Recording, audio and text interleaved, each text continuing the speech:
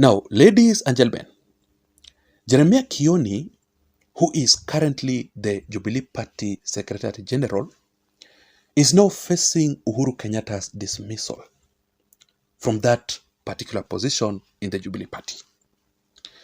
And the truth of the matter here is that Jeremiah Kioni is being punished. Jeremiah Kioni is facing the removal as the Jubilee Party Secretary General simply because of the former Deputy President, Rigathi Gachagua.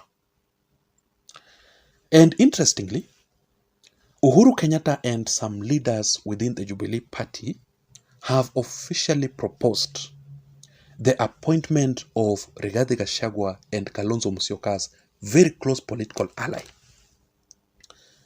to replace Jeremiah Kioni in that particular position as the Jubilee Party Secretary General. I'll give you the name of that person who will replace Jeremiah Kioni as the Jubilee Party SG, because his name has actually leaked. And I want us to talk about that particular issue in this entire video here. So what exactly is going on here? What is happening? Everything in politics must happen with a reason. And if you have probably realized, is that nowadays, Uhuru Kenyatta is really proving his commitment to the united opposition coalition. Something that Uhuru never did before.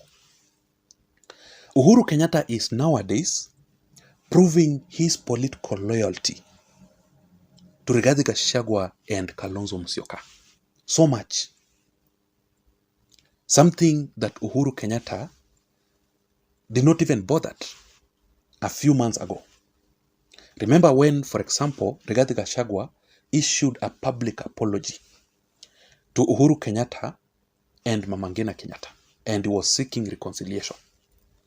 Uhuru Kenyatta did this to Rigathi Gachagua. He totally ignored Rigathi Gachagua. And we all know that for the past few months, Jubilee Party has not been a very active member of the United Opposition Coalition. But nowadays, Uhuru Kenyatta himself personally is leading the Jubilee Party to be a very active member of the United Opposition Coalition. So, the question is Uhuru Kenyatta cornered by Rigathi and Kalonzo Musyoka? That is why he is doing all this. Or there is something that Uhuru Kenyatta is targeting here. What could be the reason behind all this? But one thing that I'm sure of, 100%, and there is no doubt at all about it, is that Uhuru has officially reconciled with the former DP, Rigathi Gachagua, in the United Opposition Coalition. And for those who understand politics very well, in every political reconciliation or in any political handshake, there must be political casualties. Who are the political casualties? The political casualties are the leaders, the politicians who are opposing that particular handshake.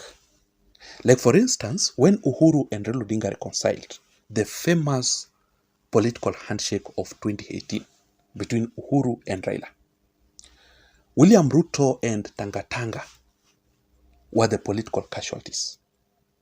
And William Ruto was removed officially as the Jubilee Deputy Party Leader. You remember that, right?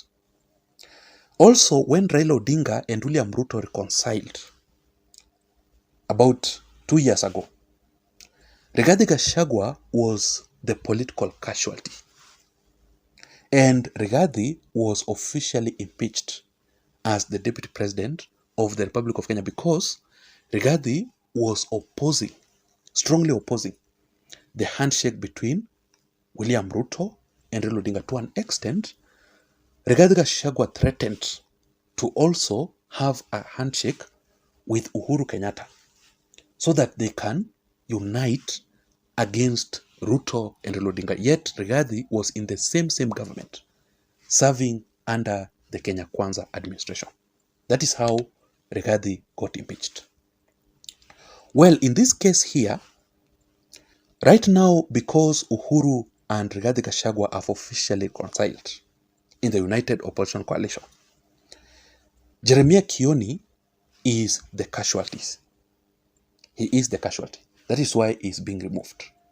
Uhuru Kenyatta himself personally proved his political handshake with Rigathi last week when he strongly defended Rigathi Gachagua for the first time. And Uhuru Kenyatta was very clear in his speech. He warned the leaders of the Jubilee Party led by Jeremiah Kioni, Ngujiru Wambugu, and the rest against attacking Rigathi Gachagua going forward.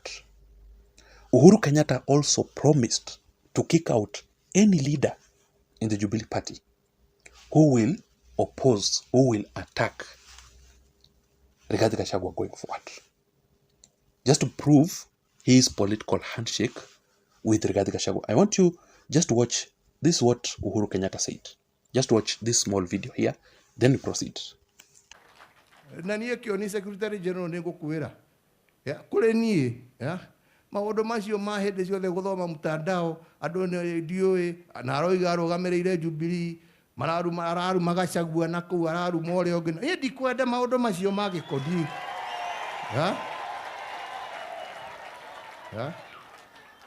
na tå iguithanie ithuä tå tirä kä ama kä iru atongoria mena uhuru wa kå rogoma na kä ama kä rä a mekwenda na mathure mutongoria uria mekwe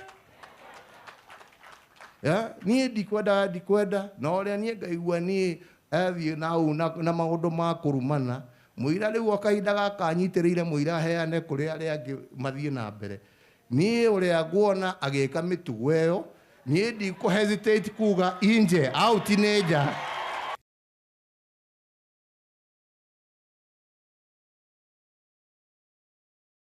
Now, after that particular incident, it seems that the fallout, the bitter political fallout between Uhuru and Jeremiah Kioni is getting even worse.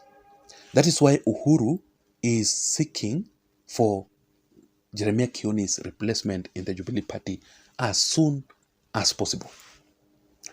But the question is, who is this person to replace Jeremiah Kioni in that particular post? As I promised at the beginning of this video, the name has officially leaked. Let me read for you the name.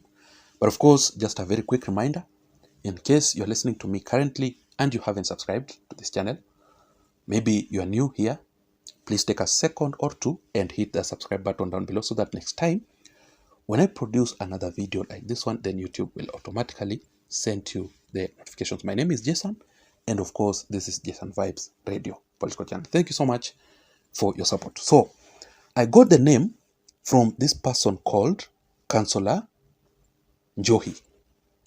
Councillor Njohi, for those who know him, he is a very close political ally of Dr. Fred Okengo Matiang'i. He is strongly supporting Fred Matiang'i in the Jubilee Party. He is the one who leaked this information. And remember that Fred Matiang'i is the deputy party leader of Jubilee, appointed by Uhuru Kenyatta himself. So there is a connection. There is something going on here. So he posted this on his Facebook account. Let me show you. This is exactly what he said. Jeremiah Kioni to be replaced by Kimunya as the Jubilee Party Secretary General. That is exactly what is posted. And I've gone through the reaction of that particular post. Majority of the people who reacted in that post, they are not really happy about this. They are saying that Uhuru Kenyatta made a huge mistake because there is no difference at all between Kimunya and Jeremiah Kioni. Just imagine Kimunya as the Jubilee Party Secretary General. What does that mean? Will there be any progress about it? But most probably, number one, Uhuru Kenyatta is not happy with the way Jeremiah Kioni has been running the Jubilee Party. You know, Jubilee Party is currently dead, right? And Uhuru Kenyatta needs growth of the Jubilee Party. So I think Uhuru Kenyatta is not really happy with Jeremiah Kioni. So he needs new leadership in the Jubilee Party so that the Jubilee Party can grow, right?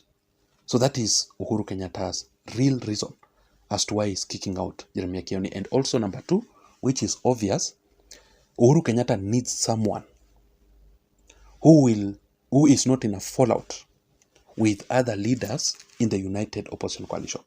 For example, Jeremiah Kioni has been boycotting all the political events in the United Opposition Coalition being conducted by Rigathi and Kalonzo. When was the last time you saw Jeremiah Kioni attending those political activities? He has never attended. He has been boycotting because of his fallout with Rigathi Gachagua. And Uhuru Kenyatta is not happy about it. So Uhuru needs someone who is associating with all the leaders within the opposition, because Uhuru is now in good terms with Rigathi and is fully committed to work with the United Opposition Coalition. The question remains, is Uhuru Kenyatta making the right choice by kicking out Jeremiah Kioni because of his handshake with Rigathi and Kalonzo Musyoka? That is the biggest question. And if Uhuru Kenyatta is making the best choice, then he should proceed. He should move on. I don't know what you think. I want to know your thoughts. I want to know your opinion in the comment section down below. Please don't forget to subscribe to this channel for more political updates, for more political analysis like this one. My name is Jason. See you in my next video analysis. Bye-bye.